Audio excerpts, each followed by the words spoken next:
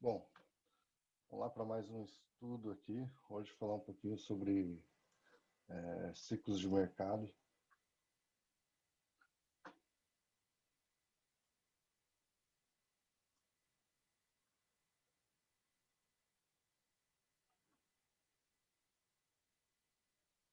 Beleza. Então, para a gente entender um pouquinho os ciclos de mercado, né, a leitura dos ciclos e a transição entre eles, né?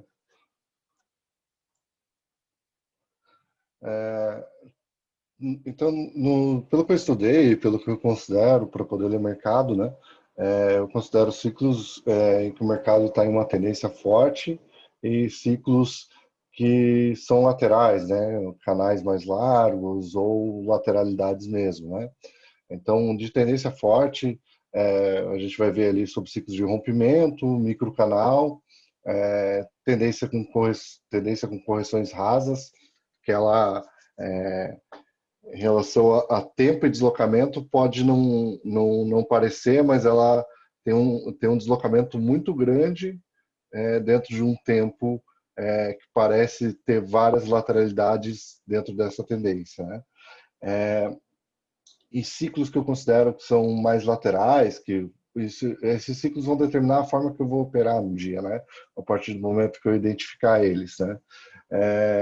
Então, eu opero de maneira parecida de tendência forte e outra maneira eu opero ciclos de tendência fraca, né? Com canais largos, é, retângulos, triângulos, lateralidades estreitas, né? Arame farpado, assim por diante, a gente vai ver alguns exemplos.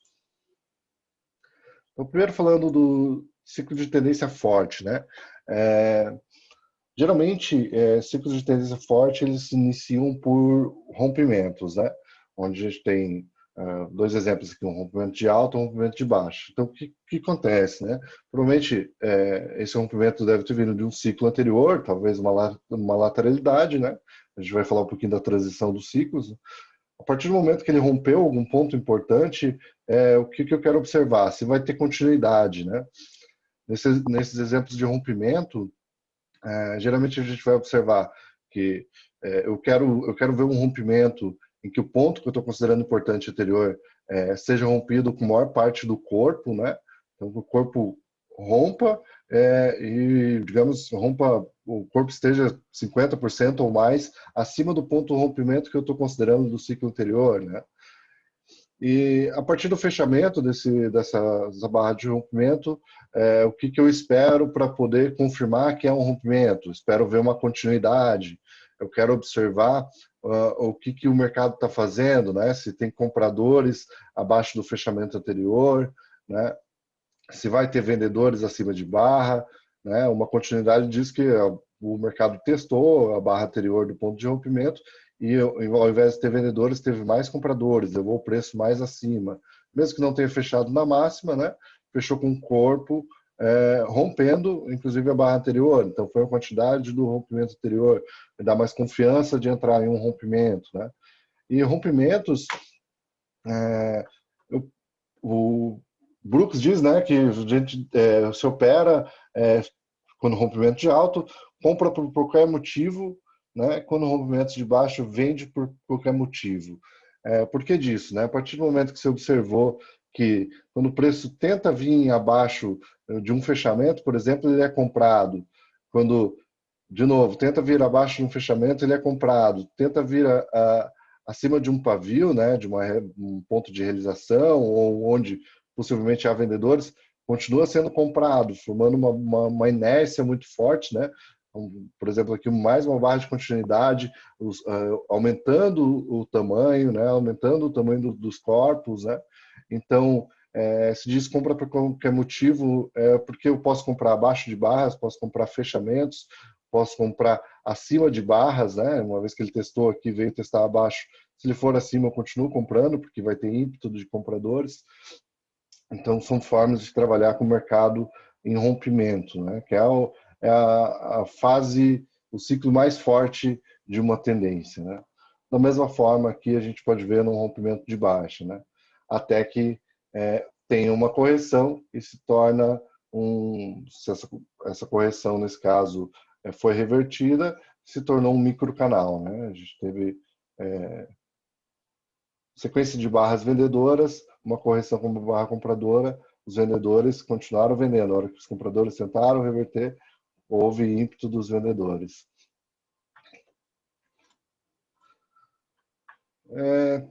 Também considero tendência forte uma tendência de microcanal, né? Que do conceito de fractal nada mais pode ser uma tendência em um tempo gráfico maior, né? Em um fractal maior. Voltando aqui, a gente pode observar quando ele veio abaixo, teve compradores, né? Então, se esse gráfico aqui, por exemplo, é 5 minutos, no gráfico de 2 ou 1 minuto, ele pode ter essa configuração aqui, ser um microcanal no 2 ou 1 minuto, que está formando um rompimento num tempo superior, né? Então, essa sombra abaixo, essa sombra acima, pode ser essas correções que formam esse microcanal. Quando o preço vem abaixo, ele é comprado. Quando o preço vem abaixo, ele é comprado. Aqui, ó, inclusive aqui num tempo gráfico menor do que esse gráfico aqui, não importa o tempo que é esse gráfico, né? Se olhar um tempo gráfico menor, tá um microcanal. Quando ele tenta ir abaixo de uma barra, ele é comprado. Tenta ir abaixo, ele é comprado, né? Então, é uma tendência muito forte formada em microcanal, né? Em que é até difícil rompimentos, né? E microcanais são até difíceis de traçar linhas de tendência, né? Linhas de canais, que se torna bem estreito, né? Principalmente o rompimento.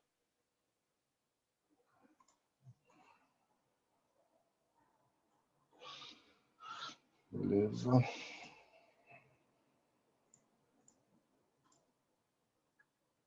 A outra tendência forte que considero ela é mais complexa, né? É uma tendência com correções rasas, né? Então, geralmente a parte de um rompimento ou até mesmo de um microcanal, né? Tem ímpeto de compradores abaixo e acima de barras, né? Chega um determinado momento, o mercado faz uma lateralização estreita, né? E vem uma correção, essa correção não traz força vendedora, né? Mas também a força para se tornar um microcanal, a força compradora abaixo não foi tão forte. Então o mercado acha um preço justo, né? E trabalha dentro desse preço justo numa pausa da tendência, uma lateralidade que acaba ficando estreita por algumas barras, né? Então a gente tem aqui uma perna muito forte, que se espera que dê continuidade, algumas vezes o preço fica estabilizado numa região sem fazer uma correção mais profunda, né? É uma correção rasa, em tempo ela demora mais para ser retomada, né? Então, mas o preço, esse tipo de tendência é considerado forte também, que o preço tende a ir longe, né? Então, é uma região que não tem vendedores, né? Vendedores não têm força, né?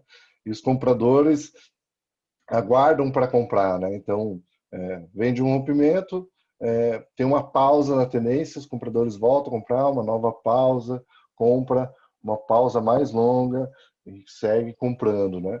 É uma tendência forte, mas ela em tempo parece ser mais lateral, parece que vai haver uma reversão, mas é importante ficar atento aos sinais que o mercado dá, né? De que não tem ímpeto de vendedores, não tem vendedores na região. Olhando regiões anteriores, você pode buscar pontos de referência. O máximo que está acontecendo nessa tendência aqui são realização dos compradores, aguardando um novo sinal para voltar a comprar. Aqui um outro exemplo de tendência com correções rasas, né? O mercado rompe, dá continuidade, vem uma pausa, rompe, vem uma pausa mais profunda, mas sem barras fortes contra, né? Sem barras fortes dos vendedores, retoma o preço, sai dessa bandeira, essa lateralidade, um rompimento, continuidade, faz mais uma pausa. Ele é tipo um padrão escada, né? Que chamam também, né? Não vem correções profundas, são correções rasas, o que leva a tendência a ser uma tendência forte, né? De novo, isso pode ser num fractal maior, né? Pode ser, inclusive, um rompimento, um microcanal, né? Se a gente estiver olhando, por exemplo, se esse gráfico for de 5 minutos, por exemplo, né? Essa pausa aqui não representa muita coisa num gráfico de 30, de 60 minutos, né? Então, lá pode estar somando as barras aqui no fractal, tem uma barra de tendência, tem outra barra de continuidade, outra barra de continuidade, outra barra de continuidade. Então, lá pode estar acontecendo um rompimento e, num tempo gráfico menor, tá um deslocamento menor em relação ao tempo, né? Mas não deixa de ser uma tendência forte, tá? Ela não tem correções profundas e complexas. Aí, no que eu considero de mercados mais laterais, inclusive considero canais largos, né? Que não deixam de ser uma tendência, né? Nesse exemplo, que é uma tendência de baixa, mas em que as correções são profundas, né? Vem um rompimento, não tem continuidade, a correção vem testar os 50% da região da barra ou da perna, do que você está observando, né? Quando tem um novo rompimento, nas mínimas, está tendo realização, está deixando sombras, vem uma outra correção mais profunda, né? O mercado, mesmo assim, o mercado continua caindo, né? Tá, retoma a tendência, faz um novo fundo, né? Um novo rompimento, não tem continuidade, vem correção complexa em duas pernas, uma nova barra de ímpeto dos vendedores. Isso não quer dizer que os vendedores estão vendendo, mas o mercado está descendo com correções complexas em um canal largo, né? Então, isso eu considero também como uma tendência fraca, né? Um mercado lateral, onde eu posso operar de uma maneira muito parecida com outros tipos de lateralidade que a gente vai ver, né? Estou traçando linhas de tendência, linhas de canais, né? Eu vou buscar comprar baixo e vender alto, né? Se for um canal de baixa, eu vou dar preferência para vendas no alto desse canal, né? Então, por exemplo, essa correção complexa aqui em duas pernas, né? Inclusive, essa última barra aqui, antes de ela fechar, ela fechou aqui embaixo, um momento ela foi uma barra grande de tendência, né? Onde pode se tornar uma armadilha para compradores tá comprando alto em um canal de baixa, em uma lateralidade, certo?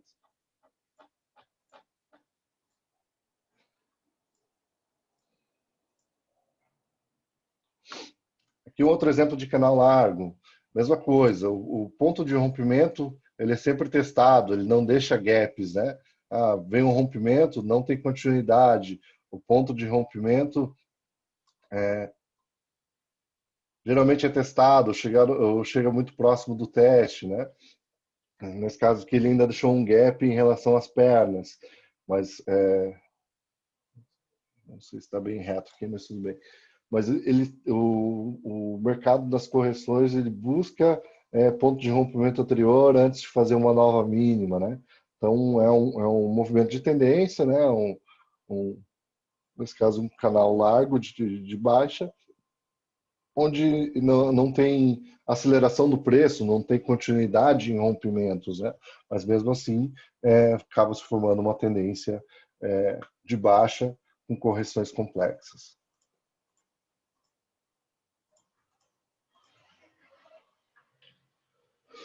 Outro tipo de lateralidade são retângulos, né? A maioria dos estudos de mercado fala muito sobre o mercado está subindo, ou ele está descendo, ou ele está de lado, né? Mas o importante é você entender em qual ciclo você está e maior parte do tempo por o mercado está lateral, você entender que tipo de mercado de lado você está, em que tipo de lateralidade você está. Na maioria das vezes, desenha só tá num retângulo, né? Quando o mercado for acima, eu quero vender, quando o mercado for abaixo, eu quero comprar para realizar na região de 50%, né? Mas mercado em retângulo é a minoria dos mercados de lateralidade, né? Na maioria das vezes ele vai estar fazendo, inclusive dentro desses retângulos, vai estar formando triângulos, né? vão ter outros tipos de mercado lateral que são mais comuns, né? Então vai ter triângulo ascendente, né?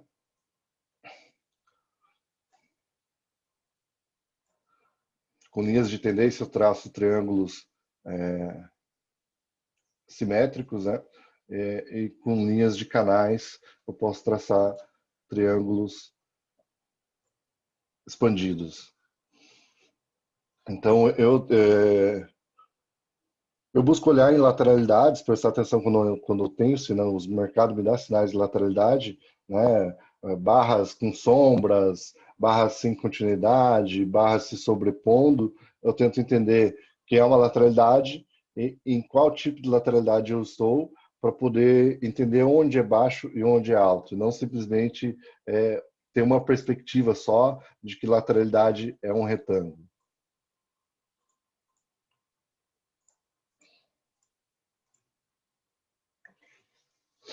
Até mesmo porque muitas vezes o mercado não. Se você interpretar a partir daqui, por exemplo, né, que deu sinais, né, doji, sobreposição de barras, né, sombras em cima, sombras abaixo de barras, né, se você traçar um retângulo, muitas vezes você não vai alcançar as pontas desse retângulo do mercado, né. Então, por isso que eu gosto de olhar dentro, a partir do momento que eu identifiquei que eu estou num ciclo de lateralidade, eu gosto mais, como comentei em estudos anteriores ali, de linhas de canais, né? Onde eu vou estar visualizando triângulos, eu vou estar visualizando onde é ponto alto, mesmo sem tocar nos extremos de um retângulo, né? O mercado não é perfeito, né? Então, ele se movimenta, na minha concepção, ele se movimenta em canais, e canais formam triângulos, retângulos, né? Que eu posso identificar onde são locais altos e locais baixos para eu poder estar trabalhando em cima do preço, né? Então, a gente pode ter vários exemplos aqui de triângulos expandidos e assim por diante, né? Então é importante, a partir do momento que você identificar o ciclo, se aprofundar com base nas informações que o mercado está te dando, que tipo de lateralidade aquilo pode ser, né? Para você identificar antes onde pode ser alto e onde pode ser baixo e evitar cair em armadilhas.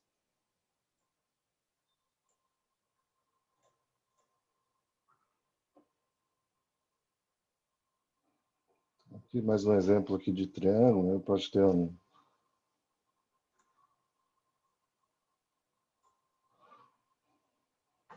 Pode ter várias formações de triângulo aqui, né? A partir de dois pontos aqui, duas sombras, por exemplo, eu já posso traçar uma linha de canal e visualizar onde o preço for testar, pode ser alto, mesmo tendo barras consecutivas de alta, vindo de uma perna anterior, preciso prestar atenção, preciso tomar cuidado, que pode ser uma armadilha para o mercado voltar por uma lateralidade maior, né? Mesma coisa aqui abaixo, a partir de duas sombras, eu vou identificar que, mesmo a partir aqui, teve uma força vendedora, próximo a essa região aqui, eu vou considerar um ponto baixo, eu não preciso esperar chegar no fundo dessa lateralidade maior.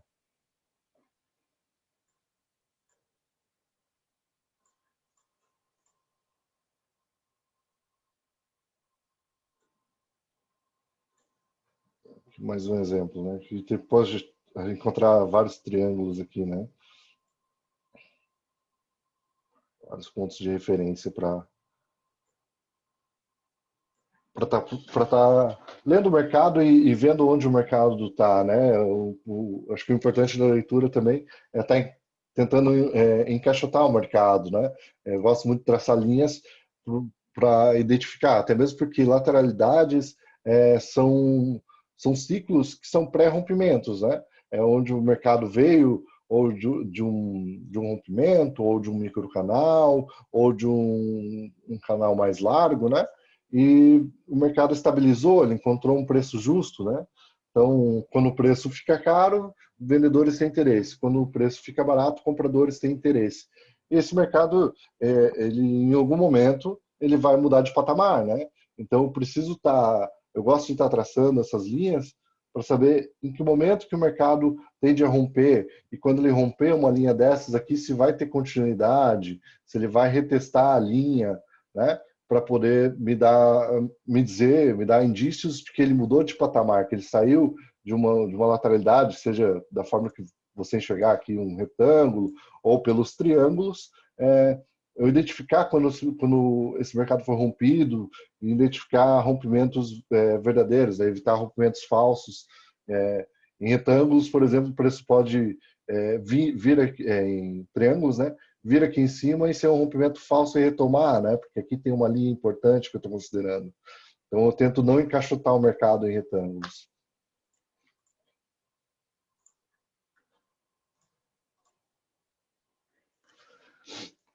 Aí a gente tem também uma fase de lateralidade estreita, né? Onde o mercado fica tão compactado, né? Tão comprimido. Ele é um modo também pré-rompimento, né? É uma lateralidade é uma lateralidade estreita, né? Pode ser um retângulo, né? Onde o mercado fica tão comprimido, eu quero estar prestando atenção nisso para onde ele vai romper, né? Muitas vezes lateralidades dessa forma aqui, elas não são operáveis como lateralidades mais largas, onde tem pernas, tem sequência de barras. Eu consigo estruturar a operação identificando onde é alto e é baixo. Esse tipo de mercado é um mercado geralmente para você se ferrar, né? Porque a hora que você pensa que vai ter uma continuidade, o mercado reverte na tua cara, né? Não tem sequência de barras pequenas, doji atrás de doji, né? Um mercado que é bom para prestar atenção quando ele vira a romper. Deixa eu limpar aqui. Quando ele vira fazer um rompimento, vir fazer um reteste para dar sequência no movimento, né? É isso que eu gosto de prestar atenção nesse tipo de mercado. É um mercado craquento, né? Para você ficar preso por muito tempo, não vale a pena, na minha opinião. Tá? Então é importante identificar esse ciclo também para ficar esperto. Outro tipo de lateralidade de TTR é o arame farpado, Barbie Wire, que chamam, né? Que o Brooks define também como um tipo de TTR. Por quê? Isso por causa do fractal, né? Essas sombras superiores e inferiores podem ser barras em tempos gráficos maiores, né? Da mesma forma que a gente viu anteriormente, né? Uma lateralidade comprimida, mas num tempo menor com uma volatilidade alta. Então, é uma lateralidade estreita e um fractal maior, né? Pode vir a ser. Então, também é um mercado muito difícil de operar, né? Apesar que aqui, por ter uma amplitude maior, é possível de se operar, mas isso geralmente com operadores de mercado com muita experiência, né? Porque esse tipo de cenário, uma que não é fácil de identificar no início, né? Você começa a identificar pelas sombras inferiores e superiores, mas a partir de um momento, você não sabe, a qualquer hora pode romper, né? E a forma de se operar também é tentar vender alto e comprar baixo. Mas para fazer isso em um Barbie Wire, em um arame farpado, teu stop tem que ser muito largo, né? Então é buscar scalps com um stop muito largo. Às vezes não é vantajoso, até mesmo porque isso traz uma ansiedade muito grande, né? Você estando dentro de uma operação num cenário assim, é muito ruim.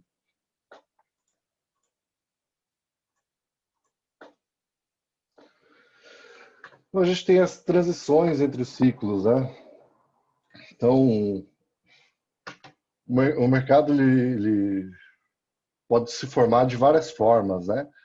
Geralmente a gente parte do princípio de um rompimento, né? Veio de um ciclo anterior, pode ser uma lateralidade ou um canal, né? E o mercado faz um rompimento com correções rasas, né? Gera um microcanal. Esse é o cenário ideal, né? Que a gente espera ver no mercado.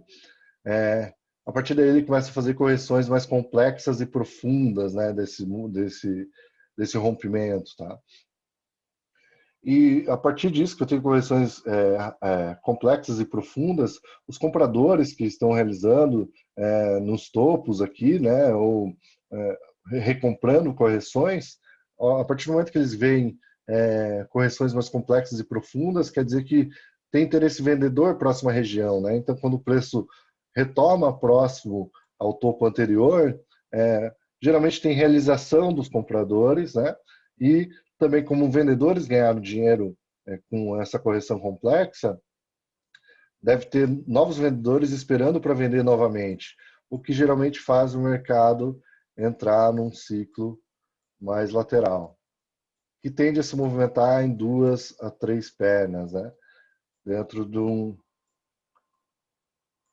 a lateralizar. Uma lateralidade é um, um modo pré-rompimento, né? Então, pode seguir o ciclo aqui. A partir de uma lateralidade, as chances, ela pode ser uma bandeira dessa alta, mas ela, com uma lateralidade, a chance de romper para baixo é praticamente a mesma de seguir na tendência, né? Aqui só não comentando o canal largo, né? Então, a partir do momento que eu tenho correções mais profundas e complexas, né, se torna um canal largo. Se ele não renovar máximas, pode vir a se tornar uma lateralidade. Então, o mercado pode ser, e dentro disso, esse é o cenário ideal, né? Que o mercado tem uma inércia, né? Em que um rompimento é um momento mais forte da tendência, e conforme vai ter microcanais, a tendência vai enfraquecendo, né? Até ter canais mais largos, essa inércia vai se perdendo, deixando o mercado mais flat, né? Então, isso que eu acredito, né? É, um, uma tendência, um ciclo saudável tende a passar por esses ciclos aqui, essas sequências de ciclos. Mas nada impede que o mercado tem várias nuances, várias formas de ele se movimentar, né? Então, o mercado pode vir de um rompimento e lateralizar em seguida, né? Depois da sequência, né? Pode vir de um rompimento direto para um canal largo, sem passar por um canal estreito. E o rompimento para lateralidade, um rompimento para canal largo, um rompimento para canal estreito, que seria o mais comum para retomar, né? E a transição de ciclo de menor probabilidade são as transições em V, né? O mercado vem de um rompimento de alta, na sequência vem um rompimento de baixa, rompe o fundo anterior. Então, essa aqui é a menor probabilidade do mercado, mas ela pode acontecer, né? Então, acho que nos próximos estudos eu vou falar um pouquinho sobre a gente estruturar operações com base nesses ciclos, né?